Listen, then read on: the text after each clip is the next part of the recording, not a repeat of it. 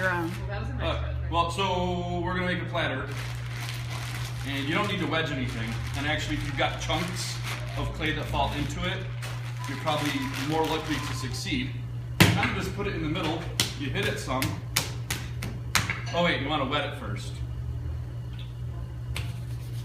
It doesn't matter how you wet it, you just got to get it wet. Put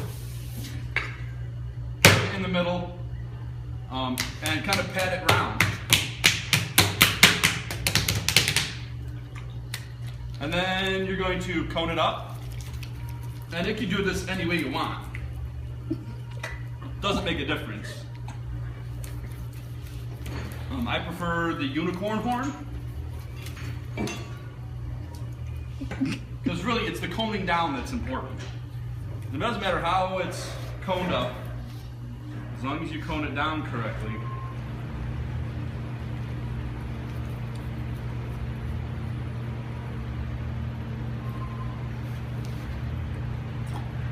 And we'll do that again to make sure it's centered.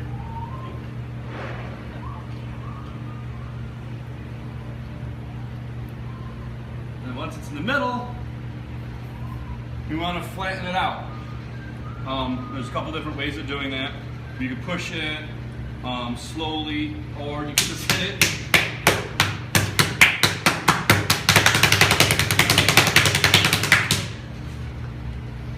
Once it's flat, you're going to push on it, compress it. I mean, it'll be partly compressed already from beating the tar out of it.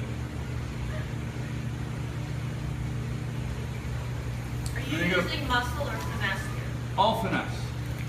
I'm going to pull up this edge some, and we'll do what's called tunnel centering.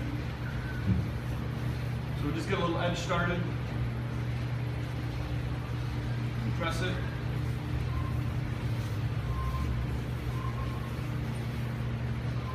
Pull it up again, and repeat that until it's centered-ish.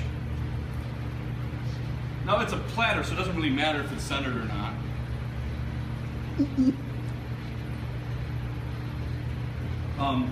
Because we're going to trim it with a Giffen grip, which basically it negates any center that you had before.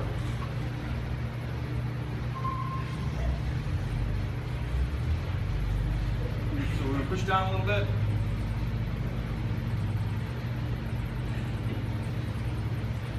And that's close enough. And cut the skirt off.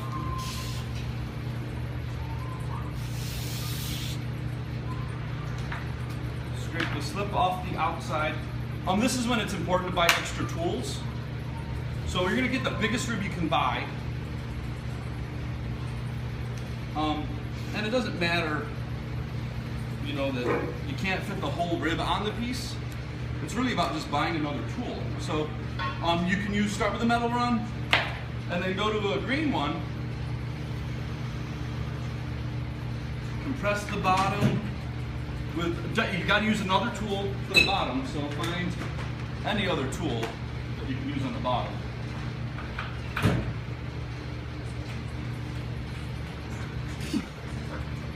So the toggle of my wire tool fits right there. So I've got the bottom compressed. Then I'm gonna lay over the edge. We'll use wooden knife, and we're just gonna push it out.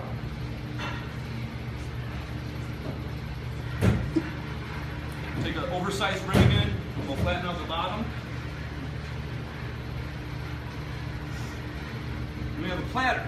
Now, one of the hardest parts about doing a platter is cutting it off and removing it. So, you know, a lot of people have all sorts of bats and everything, but I make my students only use one bat. So everything that they make, they have to take off the wheel. So there are ways like picking it up like this, or trying to get your hands underneath it, but we found the best way is to actually roll it up, find another bat, start with that edge, pull that edge out, and just unroll it.